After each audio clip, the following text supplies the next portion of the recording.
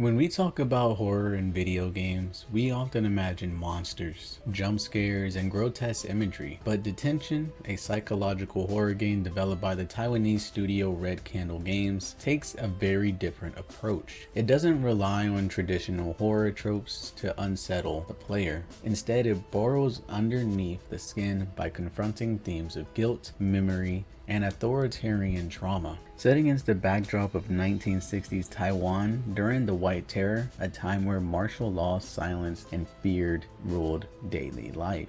Detention uses horror to expose the personal and political consequences of living under a repressive regime. Red Candle Games have also worked on other titles such as Devotion and more recently Nine Souls. In an interview with New Bloom magazine, Yao Shunting, or better known as Coffee Yao, the lead producer of the game, would explain that this game has cited influences from dystopian works like George Orwell's 1984 and horror games like Silent Hill. The team of creatives were, well, lack of better words, hardcore gamers themselves, and had played many different foreign games: European, American, Japanese, Korean, you name it. So when creating Detention, they believed that this would be only popular amongst the hardcore gamers out there. But the game far exceeded their prediction, as people who don't even normally play video games were tuning into this video game, Detention. The game has become more than just a horror video game. It has become a political and cultural conversation and a means to spread awareness, so that way history can never repeat itself. But alas, in order for us to truly understand why Detention is such a powerful narrative, we must first delve into the game and the experience in oppressed society firsthand.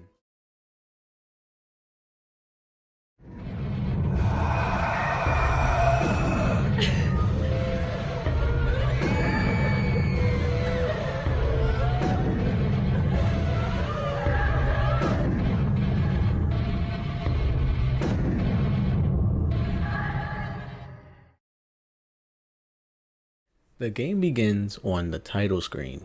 So much information can be seen seconds upon opening. We actually see a lone chair with film-like footage behind it showing black and white pictures of students, teachers, and the like, smiling, living. I bring this up for a reason, but truly just keep this in mind. The game comes full circle on so many different fronts. We open with the scene. A teacher by the name Miss Yin is giving a lecture to her class, and a boy named Wei is dozing off between words.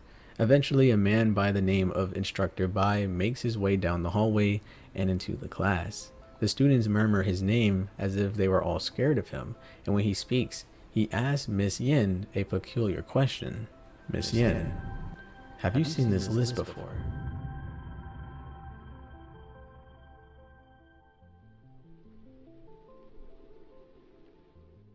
Wei awakes in an empty room.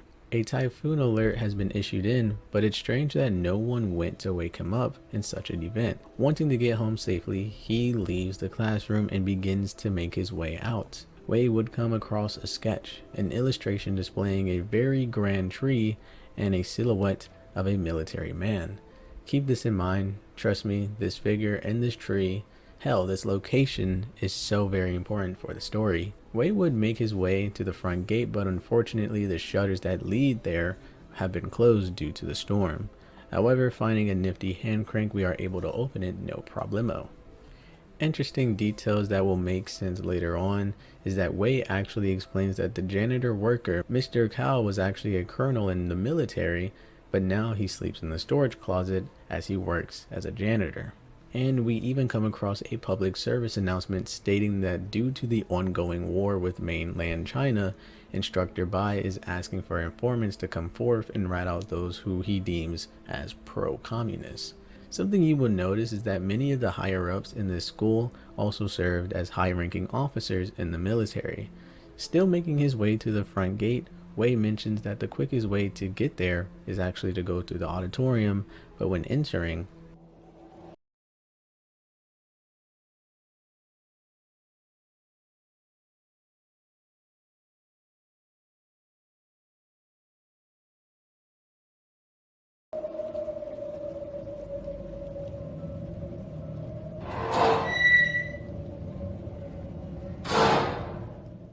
A female student is shown to be unconscious on the stage. Going onto the stage and waking her up, she seems to be in the same boat, confused and not aware that a typhoon is actually going to hit soon. So Wei decides that the two of them need to leave now, but instead the girl, later to be named Ray, is more worried about her necklace and asks us for help. We do end up finding the necklace in the storage unit in this vent shaft area.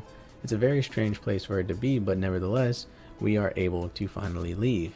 But when leaving out of the front gate and making it to the bridge that goes home, it's collapsed and the water is crimson red. Ray obviously thinks it's blood, but Wei is a bit more logical and thinks instead that it may be some chemical waste dumpings. Maybe the factories are trying to use the storm as a cover-up to cut some corners. Wei and Ray decide that it would be best for them to go back inside for safety. While inside, Ray introduces herself and Wei does the same. Wei actually confirms our suspicion about Instructor Bai. The students are indeed scared of him because rumor has it while at war, he was a relentless killer, and no one dares to disrespect the man, not even Ray. But Wei shows his rebellious side, stating how he isn't scared of him. Wei also tries to do some planning, saying that they could possibly go to the principal's office and use the phone to call for help, but in the meantime they need a light source and maybe some covers to dry up and stay warm for the night. The screen becomes darkened.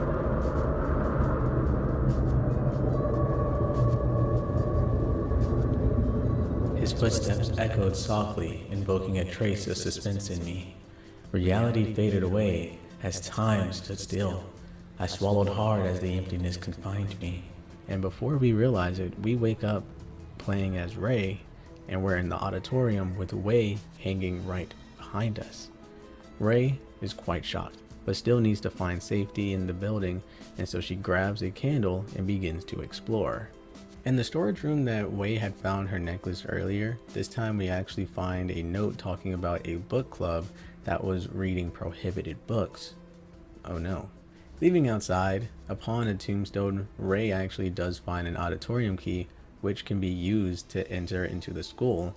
Go figure. It's funny how Wei was trying to escape and now Ray is trying to re-enter in a way. Once back at school, Ray hears the phone ringing in the principal's office, and when answering, someone on the other line tells her that they are waiting for her on the 3rd floor. But going to the 3rd floor, everything's either boarded up or locked or something supernaturally blocking it. So when entering into the woman's room, it's clear to see that Ray isn't doing so good mentally, as her reflection does some creepy shit. Forgotten or just too afraid to remember. I didn't like that. Oh, I didn't like that at all. Now, this has nothing to do with the game, but during stream, my dumbass didn't know that die was the singular word for dice, and it became a joke on stream, and I slowly just got more and more and more upset. A die in a place like this? A dice! You forgot the C. You forgot the C there. Dice is plural to die. What? One die? No way. No way. I didn't realize that. Really? Let me cut it out. Are you sure? Bro, no. That just pissed me off. Hold on. Because some words have to be plural. Who in their right mind would ever say one thing? For example, obviously I know that pants is plural, but where are you ever gonna say, oh look, there's a pant? No, there's pants. It's always in a pair. There's pants. There's not a pant. Oh, you just gotta put a pant in. No, put your pants on. What the fuck? Come on, bro. And then now, oh bro, where's the die at? Die is in like color dye? Die is in like dev dye? No, dice, nigga. Come on now. This is so stupid. But what? No, it's always been dice. Even if no, bro, I'm heated, bro. Put in die in Google, and you will just see a bunch of people dying. Okay, you're not gonna see. That's English for you. Yeah, you're right. After being mad, we do find some wire cutters and get through the door, which was previously blocked by, well, wires. We make it into the nurse's office and find both patients and notes and a key. The note actually shows a boy or a student who was getting roughed up and had a bone fracture, implying that some form of bullying is taking place and is more than likely caused by the school's higher ups, the facility itself. Then Ray uses both the food that she got in the nurse's office and the key to proceed further. In the room, she finds another dice, not die, at least not anymore, and also some paint thinner. Ray then uses a paint thinner on this door that has been supernaturally protected by talisman and was unable to actually be opened before. Ray gets in, things get super weird from here on out, weirder than it already was, but Ray finds a knife in an illegal gambling room, and when throwing the 3 dice that you collected, they turn into teeth, and then the bowl becomes unlatchable. And then we go back to Wade's hanging body, and then we bleed this man like a pig and store his blood in said bowl. We then take the bowl all the way up, and I told you it gets stranger, like stranger than it already was. We go upstairs. Wade apparently has been being bullied, or some form of something was happening, as his desk had writings all over it, and we would spill the blood on the desk, and then we would see the carvings, and the carvings actually was a combination. Using the combination, we enter the floor that was previously blocked by the rubble and the gate, only to find a large monster who chases us into the next room. The monster chases us so hard that we go back into the past. Now dressed in more casual clothes, Ray reads a paper that has been ripped. On this paper, it states that this individual has a troubled household, but has gradually begun to do better. I am 90% that they are talking about Ray, because as soon as you listen closely to the background,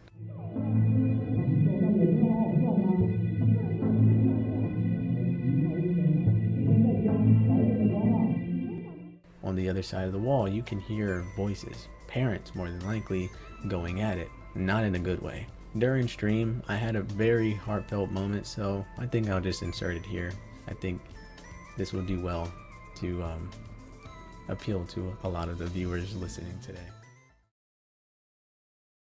Y'all gotta hear me. Mano y mano, okay? So, me, I feel like my mom and dad have gone through stuff like this, right? I feel like they were going through marital changes for a while, but I was young. I'm the youngest of 3 children. My brother's 30, second brother's 28, I'm 23. And so there was like a deviation where I was very young at the time. And then as I'd grown older, I just started remembering key moments of my past where my dad wasn't in the house. My dad was sleeping somewhere else. It was just something different. And when I think back on it, I'm like, wow, that makes sense. That's why they were always arguing. So I felt like tensions were always high in the car rides and stuff like that. And I think subconsciously, when I went off to college, I fell in love with the absence of that feeling. I fell in love with the freedom it came with. I fell in love with being able to make my own decisions, being able to do my own things, and not really having to rely or have to go back to such a suffocating environment sometimes. I wanted to share this information with you guys because I feel like she said, obviously, I don't think it's going to be a very happy ending with her because this is a very indie project, but IRL, there's almost always a way out. And like, even if it doesn't seem there to be, there is. Now, I'm only talking from own personal experiences, which is completely different from everyone else's. But I just know that for me, it wasn't easy. I mean, after I graduated college, my mom and dad were like, "You're gonna have to come home, buddy." And I was like, "No, I'm not." And I was, I slept in my car a couple of times. Had to like drive to some like Publix, and like parking lot, fell asleep in there. Cop would wake me up and be like, "You can't be here, dude." He says, I'm scared of finishing uni and having to go back home. Honestly, I'm worried there isn't a way out for me anymore. I'm sorry. Yeah, Z, I know your situation, and that's why I'm saying, like, I always feel so bad when I talk about it because everyone's experiences are so different. And if I ever had to walk a mile in your shoes, I guarantee you I would probably have a different conclusion. But I've had the gracious of how things worked out to like look back in hindsight and be like, yeah, this worked out for the best. And I'm hoping that one day you find that. Like right now, I'm hoping you're just like me when I was recently getting out of college, and I was like, there's just, how is this going to work out? But then things just started to work out. YouTube started paying me. I was like, whoa, what the fuck? I can get paid through doing something I love. And then I found people, and now I'm rooming with someone, and it's been good for like a year. You're talking about another year, and that just gives me more time. But I understand, Z, that you are in a very peculiar situation, and I do truly hope the best. But I will say, put your mental health first somehow, some way, even if it doesn't like immediately get to where you want to go. I would say just put little bricks to make some stairs to where you want to go. So like, what I mean by that is, let's say your parents are suffocating. I'm just assuming it's your parents. Maybe try to find an outlet. I know you have a boyfriend, and I know you very much adore him. And so I would say try not to lean on him too much, but don't be afraid to ask for a helping hand. I just wanted to stop it here because I guess it struck a chord with me. But anyway, I'm gonna get back to the game. I'm sorry, I just had to let y'all know that, you know, it is felt. I understand it, and I hope that you guys get to a place where you're happy. Going back to sleep, Ray would wake up in that same damn chair again. This time, everything seems to be much more surreal. Ray would find another illustration, this time of Haibi and Wu Chang. Wei Bai and Wu Chang are a pair of underworld guardians. They serve Yama, the king of the underworld. Their primary role is to escort the souls of the dead to the afterlife, ensuring that people are judged accordingly to their deeds in life. Despite their frightening appearances, they are actually not inherently evil. In fact, they maintain order between the realms of living and the dead. However, their presence is often ominous because it's a sign of death, or at least karmic reckoning. Ray would find spirit money in a furnace-like structure that is used for prayer. When throwing the money in, the choir quickly goes out, and there lies a fan. When going upstairs, we find a bunch of rooms. Most importantly, we'd find a room with film-like camera displaying into the theater, the projector. When entering into the next room where the projection is being projected, what was on the screen wasn't the important part, but it was the fact that there was a grave right in front of it. And this grave had some incense. When removing the incense from Wei's grave, we can then go all the way down to the basement level of the school, and there lies another prayer-like structure, and when using the incense on there, a cage door would open up, and of course, when interacting with the body that was inside of the cage, we'd get a token. And now this is the important piece of the puzzle, because if you were to look at the illustration that we saw earlier of Wei Bai and Wu Chang, you would see the two individuals actually have a fan and a token in their hands. So maybe if we put these two items in their hands, the door would open up for us. And just as we thought, the door opens right up. This next area gets pretty vast. Ray would actually find a lot of different rooms. She'd find a music room, she'd find a radio room, and even when entering outside into the courtyard, she'd find dolls placed upon a stage-like structure. Moving past the stage, she actually finds a tape recorder with at least 8 different recordings on there. And so of course, when going back to the radio room, she puts it in there and we find a tune. This tune correlates into the music room. And obviously I had some problems solving this puzzle on my own because I'm not a musical genius. But essentially you have to hear the tone that the radio is displaying, and then you have to recreate it onto the piano. However, my chat are musical geniuses apparently. I'm talking to you, Kandala, and they helped me get through it. Some malarkey though. Can't believe they got me doing shit like this.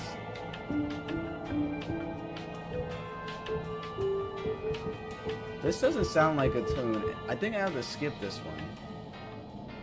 I don't think that's a tune for him.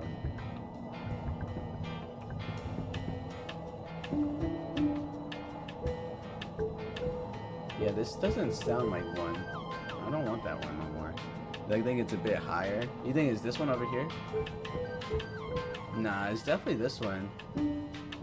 Like, these are the first 2 notes, so it's definitely the... No, that's not it either. It's definitely the first 3. So it's like...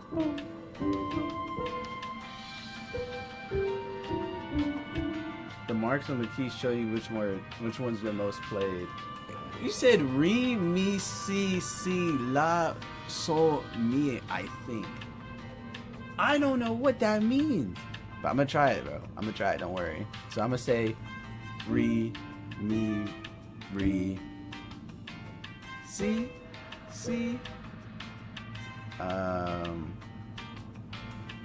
la, so. He said, that's how we call the notes here. I thought I had it for a second. Hold on. So I think, is it... Did I just accidentally solve this puzzle, bro? No way. What? That feels...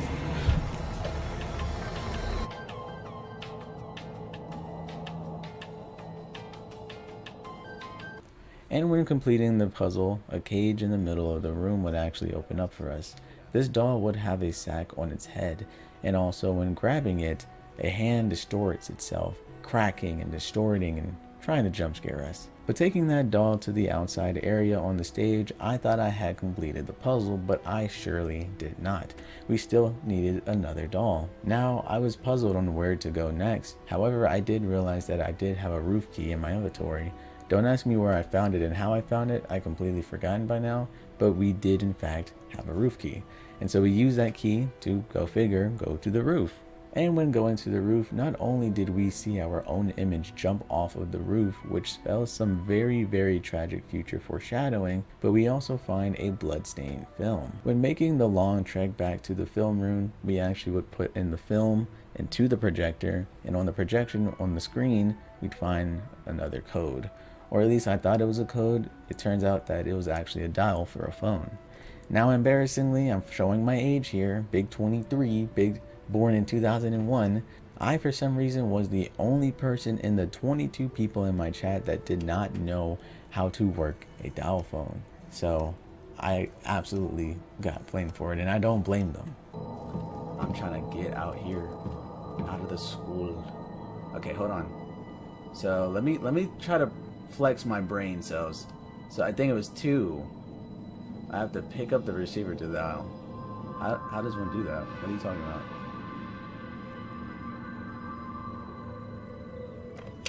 Oh, okay.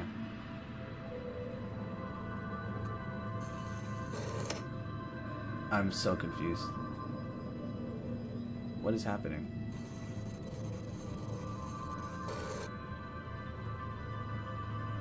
I'm showing my age. I don't know how to work this machine. What the fuck?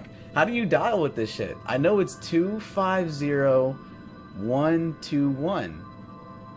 But what am I dragging it to? This needle here, right? Why won't you let me go any further than that? He's a dog. I know you're lying. Dylan, stop, bro. You drag the numbers. I am. Hold on, guys. Chill, B. Chill, B. I know it, but like, this is so sad. This is like actually one of the most embarrassing things I've ever done on stream. Being a dumbass is cool, but like this is different. This is like ignorance. This is, I think America is the only place where landlines are dead. All the way to the right, my guy. It won't let me. Every time I go to the right, this motherfucker does that. What you want from me? So I'm gonna do this one. And we're gonna hit 0. Right?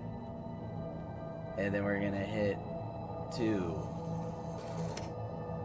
And then we're gonna hit 5.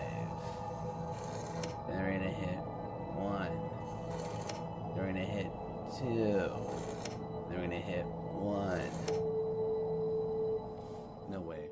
When dialing the correct number, we actually get a person who picks up the phone and they start saying how appreciative they are for us and how that we have assisted the government and we have assisted our country. Now we should be proud.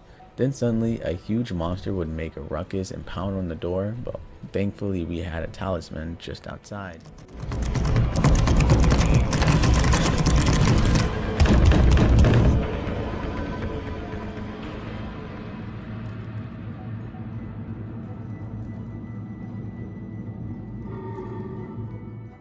But when it finally leaves and we check to see if it's gone, it left us a doll. The next doll we need for the stage outside. This doll seems to be an officer, and it has a gun in its hand. And of course, when taking it outside and putting it on the pedestal that it needs to be on, it shoots the man with the sack over his head, spewing out blood everywhere and dropping a key just for us. The key turns out to be the basement key, and when Ray enters into the basement, we get a little flashback scene of Wei and Ray. What I found interesting at this point in time is now that we're finally putting the nail in the coffin, that Ray might not be the best narrator for the story. In the game's event, it seems as if Ray and Wei did not know each other before the game's events, and so the fact that they are speaking now make me wonder what's real and what is not. And also, this flashback definitely puts it in stone that Ray was the mole, Ray was the snitch. Because as mentioned earlier, the book club was meant to be a secret. It was illegal. It was propaganda. It was looked to being as pro-communist during this time. And of course, Wei let Ray understand what was going on there. However, in this flashback, we do see Ray inquire about Miss Yin, and Mr. Chang's relationship. Of course, Wei doesn't know anything past that. They just speak a lot since they are colleagues and peers. But this is a very, very, very, very important question, so just keep it in mind. After the flashback concludes, Wei would actually just disappear, leaving behind a gun. The music would get very somber, very intense, and Ray would actually enter into a room filled with mirrors, and walking past the mirrors and seeing the reflection of herself, she'd come across Miss Yin, all tied up. Even in this situation, Miss Yin remains that teacher. She remains to feel betrayed by her student and ask why. All she's ever done was care for her and try to give her students the best care she could give them. However, we see that Ray is more jealous than anything else. She exclaims that everything would have been perfect had she never existed. And in a moment of weakness, Ray would pull out a gun and shoot her.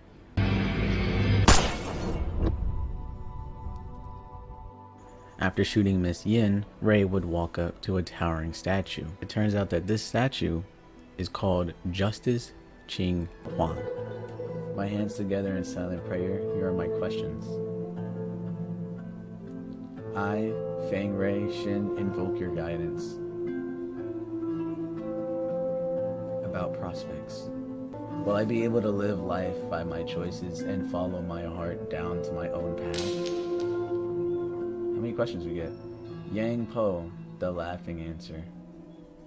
I don't know any of these things. That's so crazy. So I can only face reality obediently and wait until God knows when. Do I have any other choice? Will my parents who quarrel and fight have a second chance together? Fuck no. Yang Po, the laughing answer. You cannot cry over spilt milk. Is that so? That was my family.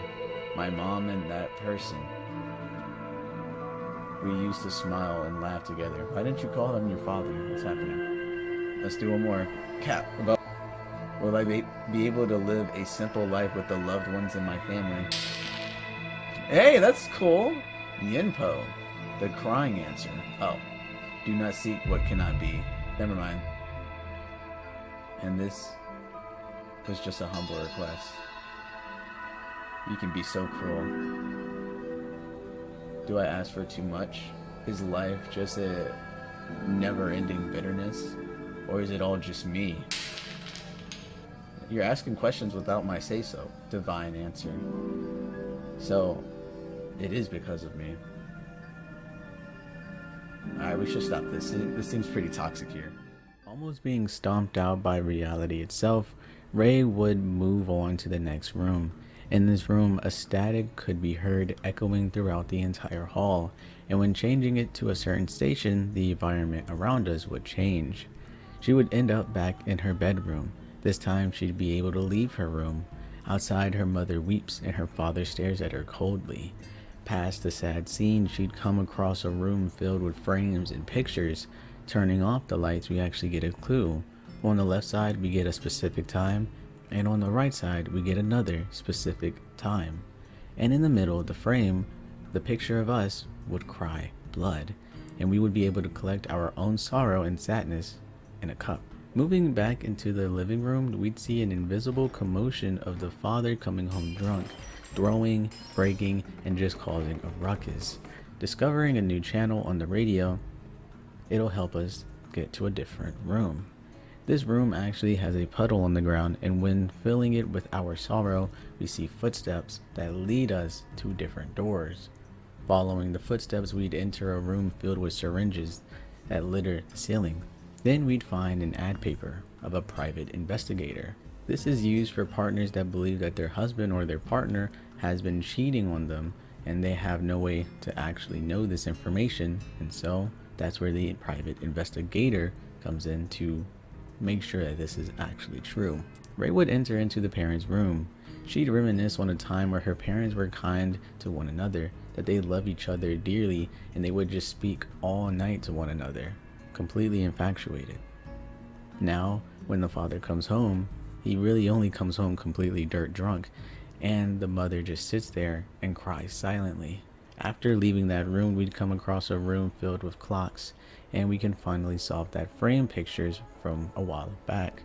Or at least that's what I thought, but then this shit took me at least 30 minutes, so. Y'all some bitches, bro. I don't think I could do this one. This one in the middle doesn't have anything. I'm a little confusion. 2 hours later. I actually don't think it's this way. Yeah, I think it was actually... No, maybe it was 8:30. It says 9 and 3, then it becomes a U and trips down. 9. So what is it trying to ask me? Many months later. So I think the picture was to the side. So we're looking at the clock. Like, if the picture is supposed to be upright and we're looking at it like this, I think it's actually meant to be...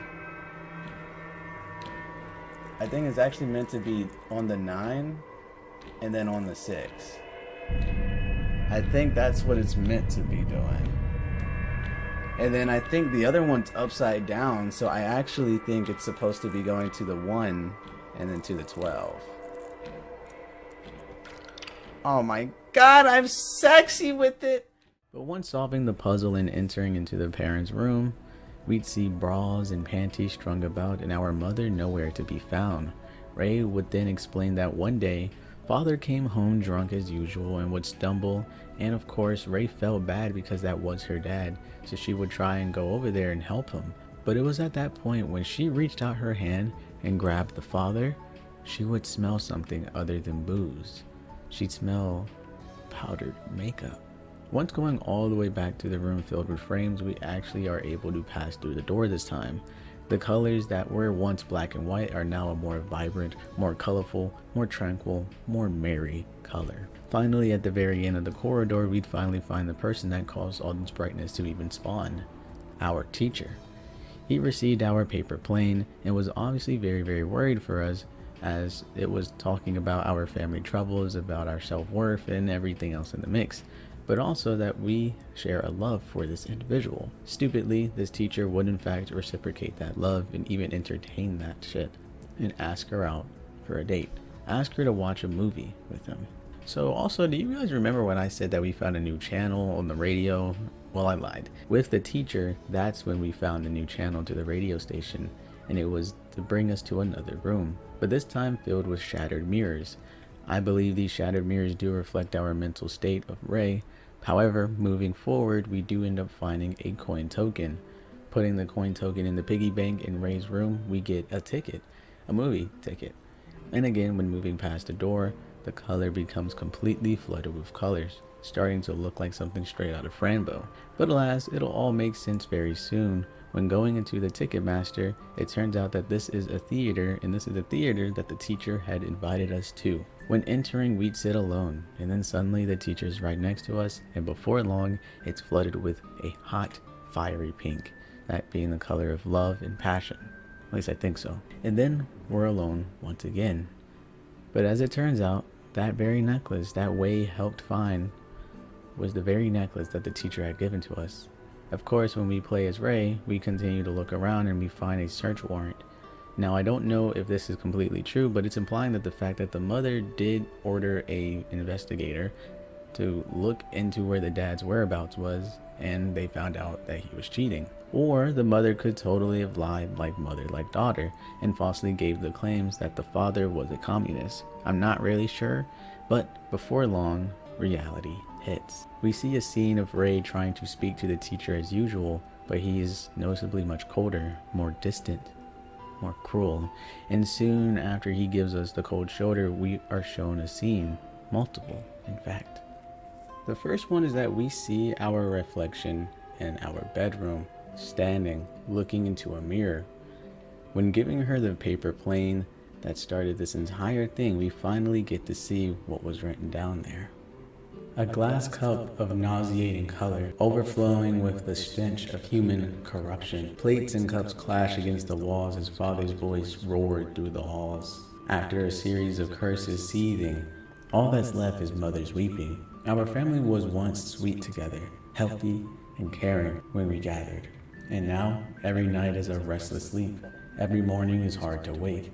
So it goes on day by day, the anguish digs ever deep. I was shattered into countless pieces, mirroring and crumbling of a familiar world. In a state of ceaseless decay, plunging into a river of despair, floating in limbo for the rest of our days. The next thing we would see is Ray standing and staring out of the window and giving her a pendant, anticipating when we meet. Footsteps ever quick and slight, roaming through the neon forest, strolling past the dazzling lights. I become a little lark, brushing past the pretty flowers, chasing all of the playful butterflies. I glide merrily by your side. I've been an actor in our play, long before the curtain's risen. Being held is ever comforting, longing for your loving embrace, listening to your many whispers, feeling each other's tranquil breathing. The white deer walked into my grass. What a pleasant surprise. What a turn of fate. I want to keep this moment in my palms for eternity. And finally, we'd see Ray sadly sitting in her bed. And when interacting with her and giving her the counselor sheet, all of a sudden we stopped meeting. You became distant bitterly, colder than the sun could melt, air around you freezing instantly, and my frozen body's beating heart with each pulse tearing itself apart. Again, I'm left in abject solitude, in a house that I call home, in a space that I call school, a walking corpse whose mind's without a sense of loss that drowned with doubt. Chang Ming-hyo, we need to talk about this. Miss Yin, it is not necessary to raise your voice like that. Why couldn't I? What were you thinking, striking that child? Child? I was already studying abroad at her age. I admire her fine qualities. So, you will take and force her to walk that fine line? She only needs a push in the right direction, not for you to wrap your arms around her. This is my private matter. It's none of your business. How is it not? You're stuck in your little romance. Did you forget about us? We were already in the same boat. Don't you forget.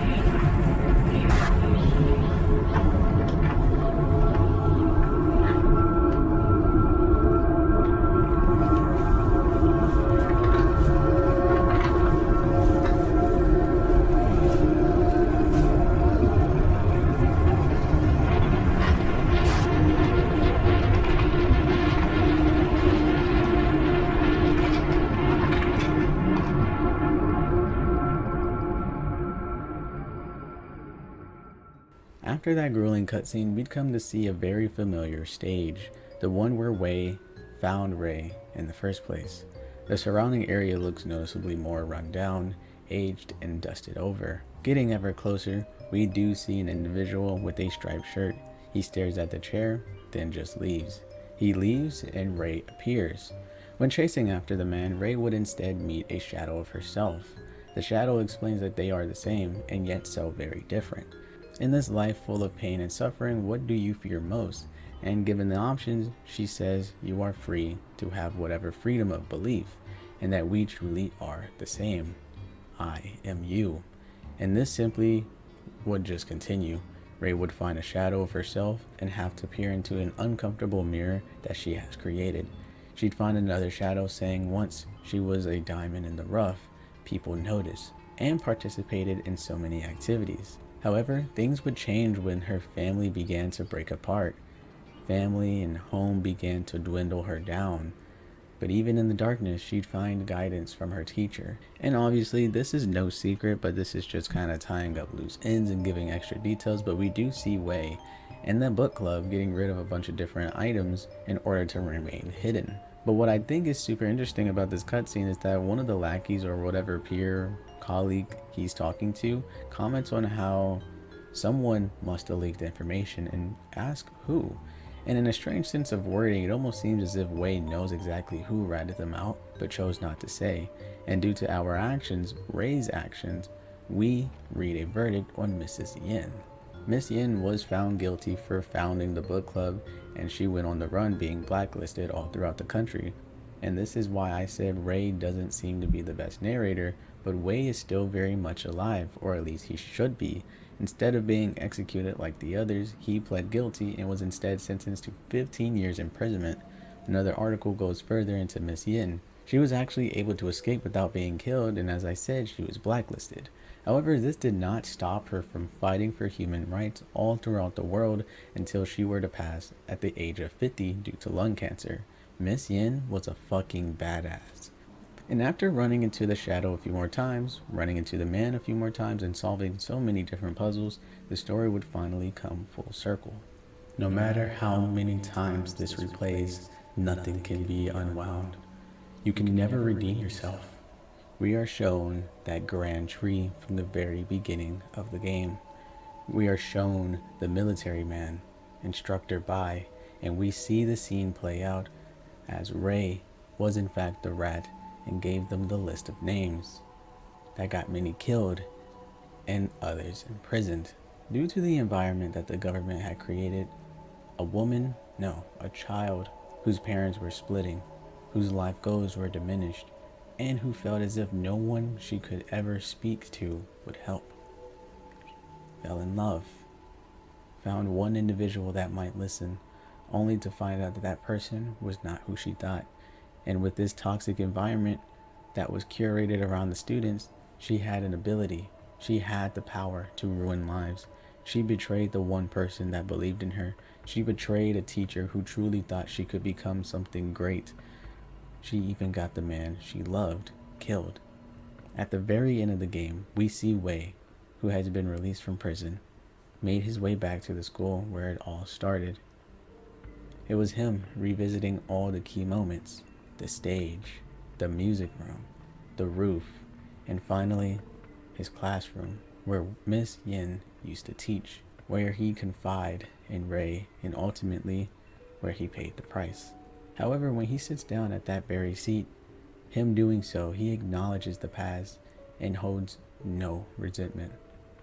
In this game, there are no villains, there are no monsters. All I see are victims of a government. Victims of children having their childhood taken away from them. Victims that had no one to turn to, no one to ask for help.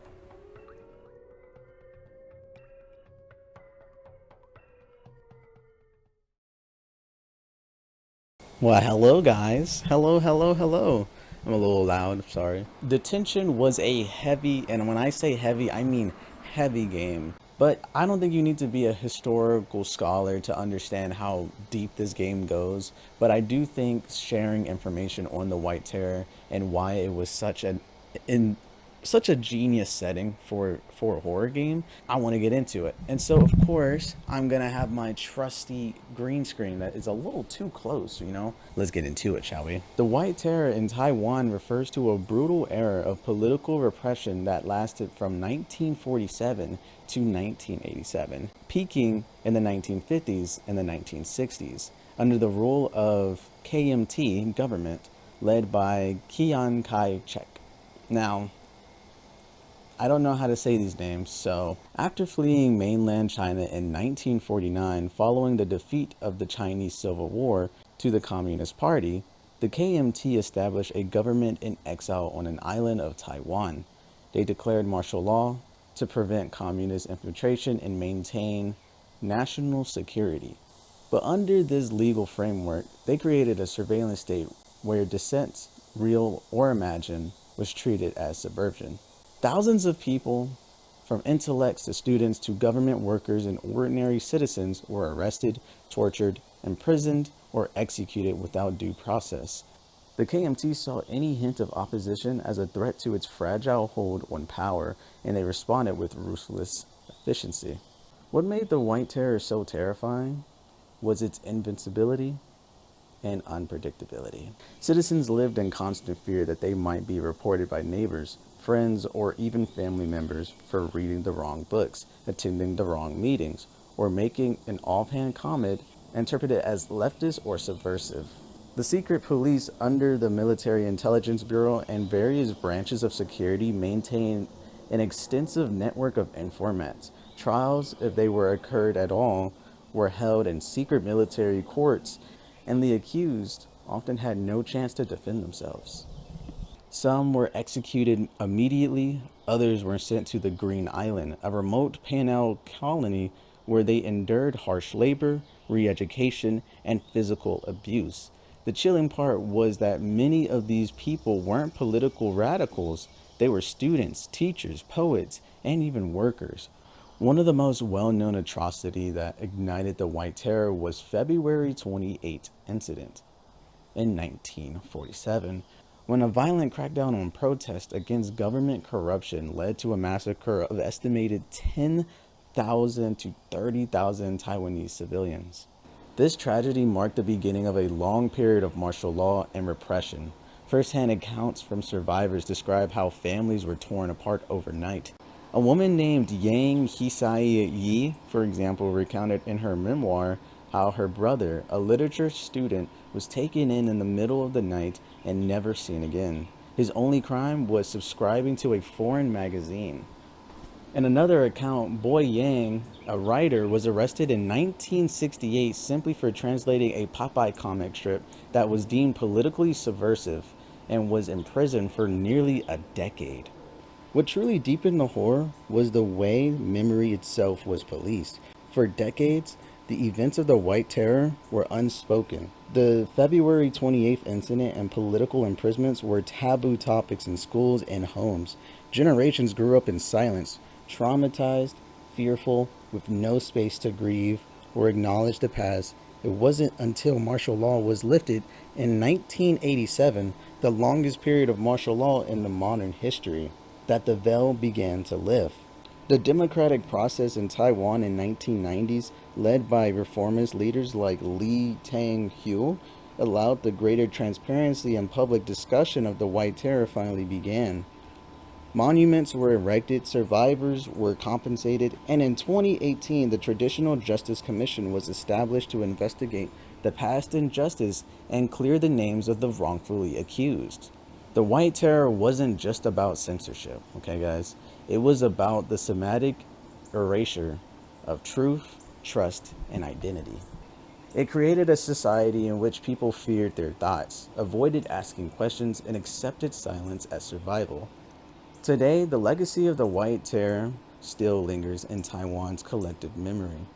The scars are deep, and the games like Detention tap into the national trauma, not only to preserve memory, but to warn future generations about what happens when a government places control above humanity. Hello, hello, hello. Let us take a little bit of a breather from all the tragedy and all the history and all the sadness, okay? I was sitting here and I was enjoying a nice little Pop-Tart.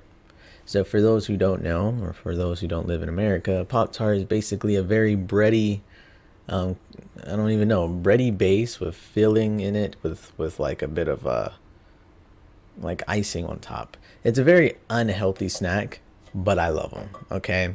And so I was thinking, like recently, I've been getting into this type of morning routine where I wake up and I'm not immediately hungry, but I am hungry. Like I'm wanting to eat something. And so I usually make green tea and then I have a side dish. Um, Sometimes it could be pie, sometimes it could be a piece of cake, sometimes it's Pop Tart. I've been finding myself doing stuff like this, or even just like bagel with like some cream cheese on it. And I wanted to sit here and ask you guys, when you eat something, let's first of all, I'm gonna frame the question in two parts. Okay, what is your favorite morning drink? It could be anything, dude. It could be coffee, it could be orange juice, apple juice. What is the first thing you do when you wake up? You can't say water because everybody fucking drinks water. So let's get creative here. Outside of water, what do we drink? For me, I really, really, really, really enjoy orange juice. But recently, I haven't been feeling like buying orange juice, so I just been getting green tea. And so I'll have green tea with a bagel, and that's kind of like my morning these times or this time around. And I've been getting really creative with what I put on the bagel. I'll put like honey, and butter, or I'll just put jelly and butter. Sometimes just butter, sometimes cream cheese. The sky's the limit, and I usually just concoct that. Or sometimes I'll even put a little fluffy little egg on top, and that's going to be my morning breakfast. And I wanted to ask you guys, what is your favorite beverage, and what is that dish that goes along with the beverage? Also, I would like to stop the video here, and I would like to tell you guys to, if you guys enjoyed it, first of all, if you guys enjoyed it, do the Holy Trinity for me. Like, subscribe, and comment down below on your favorite part of the video. I don't know. And while you're down there, for all the people who aren't real ones, how about we confuse them a bit? Let's say something like, wow, Yuri, you're looking ugly. So everybody can be real confused as to why everybody's being so mean. Let's start a little controversy down below. And so that way, it's funny because all the people who gonna come to defend me, they gonna be out of themselves like, damn, you ain't watched the whole video, bruh? Anyway, so yeah, call me ugly down in the comments. Say, Yuri, why you so damn ugly? And then that's gonna be it. Also, shout out to the next second channel. I'm thinking about live streaming over there as well. The second channel is pretty much a glorified gaming channel. I feel like here I've kind of curated certain type of games, and I don't know how to explain this to you guys, but I'm a nerd. So I play Minecraft, Terraria, I play all type of Dark Souls, Resident Evil. I'm a huge gaming nerd. My gaming catalog right now on my PS3 is 362 games. So I play a lot of them, and I don't like to feel confined to certain games that I can only stream because I know that's what people are expecting on this channel. So I created a second channel. So if you guys are into gaming channels, I might be picking up the mantle for Dark Souls 3 or Elden Ring, and I might be doing challenge runs, maybe daggers only, who knows. So let's get back to the video. We still have one last section that we would like to wrap this up, and then we'll have a gap session at the end. But like I said, damn Yuri, why are you so ugly? Down below in the comments. It's gonna be funny. People gonna really be trying to come to my aid. Like, you cannot do that. I'll be like, bro. And then just timestamp it. Like, when someone gets mad at you, just timestamp it. People be like, oh, maybe I should watch the whole video next time. Alright, let's get back to the video. The horror in Detention isn't just supernatural, it's historical and psychological. The monsters Ray encounters, like the lantern ghosts and the faceless apparitions, aren't just there to scare you. They symbolize deeper anxieties, surveillance, punishment, and consequence of betrayal. Much of the game revolves around the White Terror period, a dark chapter in Taiwanese history when thousands of people were arrested, imprisoned, or executed for being suspected as communists or sympathizers. The regime encouraged citizens to report one another, creating a society of fear and mistrust. This political backdrop is not just context, it's integral to understanding what Detention is truly about. As the narrative unfolds, we begin to uncover Ray's past. She was not just a victim, she played a tragic role in the events that led to another student's death.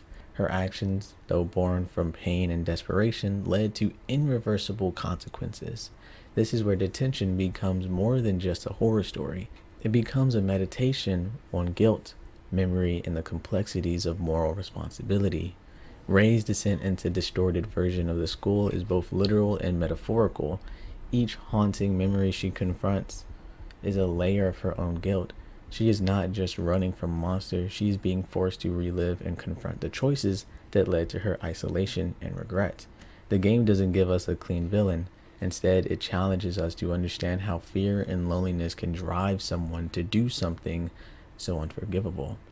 And it shows how an oppressive system can distort morality, pushing people into impossible situations where every choice is a bad one. The ending of Detention is quiet, heartbreaking, and deeply human. After piecing together Ray's past and walking through her memories, we return to a still, almost peaceful classroom. Ray sits there all alone, trapped in the space where it all began. There is no redemption, no grand reveal, just a quiet reckoning. The game ends with no resolution, but a remembrance. And that's why the ending matters so much. Detention isn't just about defeating evil, it's about witnessing the cost of silence and fear. It's about remembering those who were caught in the gears of history, those whose stories were buried or erased. By confronting these memories, the game urges us to reflect on how the past still haunts the present, and how healing begins with remembrance. In the end, Detention is not just a game, it's a powerful, haunting story that uses horror to explore what it means to live with guilt, to remember, and to resist forgetting. It's a reminder that sometimes the scariest ghosts are the ones that live inside of us, and that facing them is the only way to move forward. Detention is just one of those games where, going into it, I feel like I knew what was going to happen. I'm no, idiot. I've definitely seen games and I've seen the premise and I could understand where it was going to go. And even with that semblance of an understanding of what the story was going to shape out to be, it was a whole different thing to just fully experience it, to fully just break down all my walls and truly understand what was happening in an entirely different culture. That was the only thing I could do. And I'm glad that I did that, because it really made me vulnerable to feel what others were feeling, to remember what others were trying to remember, to forgive those that could never forgive them. And it was an experience. I say that a lot because a lot of games that I play are truly just experiences. Video games is such a broad take, because if you say, yes, I'm into video games, you could simply be talking about, yes, I love playing shoot 'em ups, or yes, I like learning about the White Terror of 1967 or whatever the fucking date was. It's ridiculous. I think it was 1947. It was ridiculous just how engaging the story was. Funny enough, one of my close friends who always watches my stream, he's always the class clown. He's always the one that goes in my stream and then he'll like make a ruckus and he'll make it entertaining. And he told me when he entered into the chat and he saw what I was playing with, at a certain point, bro was invested. And that is speaking volumes for someone like that, who came there for one reason and became infatuated with the story and wanted to know more about the story. It's beautiful. Also, another tragic thing that I don't think I ever truly talked about is that the game never spells it out for you, but it gives you so many hints that Ray killed herself. This entire story is not of Way's perspective, it's about Ray's perspective. Over the duration of this video, I kept speaking about how Ray isn't a reliable narrator, and it's because she's not. A lot of this is symbolism. A lot of this is her thoughts, her interpretations. I think the most damning evidence of that is when she finds out that Miss Yin wasn't dead, or at least she didn't die from being executed, and Wei was not executed as well, but actually in prison. But while in the game, you know, Wei's hanging upside down, dead. We shoot Miss Yin, and Mr. Chang dead as well. I think the only person to die is Mr. Chang, I'm not gonna lie. But everybody else, still very much alive. And so when we're walking through the store, or so when we're walking through the school and we're seeing all these old and new things happening, I think it's just, like I said, Ray's just pretty much reliving her most regretful moments. And I think the most damning thing that they didn't never spelled it out was that Ray took her life. When you go to the roof, you see an apparition of herself jump off. And I think what makes it so terrifying is that the game doesn't zone in on it. The game doesn't be like, whoa, look at that. No, the game shows you a 2-second thing where if you blink, you blink. It's not even there. But if you see it, it just paints a picture of disturbing consequences. Someone who was affected so harshly by the reality of their government that they took their own life after feeling so very alone, after destroying everything that they cared for as their world crumbled. It's a really, really sad story, but it is a story about remembrance. It is a story about not forgetting, because even after all that time, we see that Wei was not dead. And Wei came back to that same classroom and sat just beside her. It's a beautifully bittersweet ending. I like to look at it in the most optimistic light, and I do think that Wei returning in a way kind of broke that delusion that Ray was in. I truly hope that her seeing Wei recount all these informations, all these situations, was enough for her to finally forgive herself. It's a powerful, powerful story. Well, hopefully next time we cover a happier game, you know, something a little more, I don't know, lore induced monsters. I feel like the things that destroy me the most are games that hit a little too close to home, a little too human. So I'll see y'all on the next one. Thank you for watching. Bye bye. And I'll catch you on the next one. Also, like I said, go to the second channel. It's going to be heat over there. I promise you. And I'll see y'all on the next one.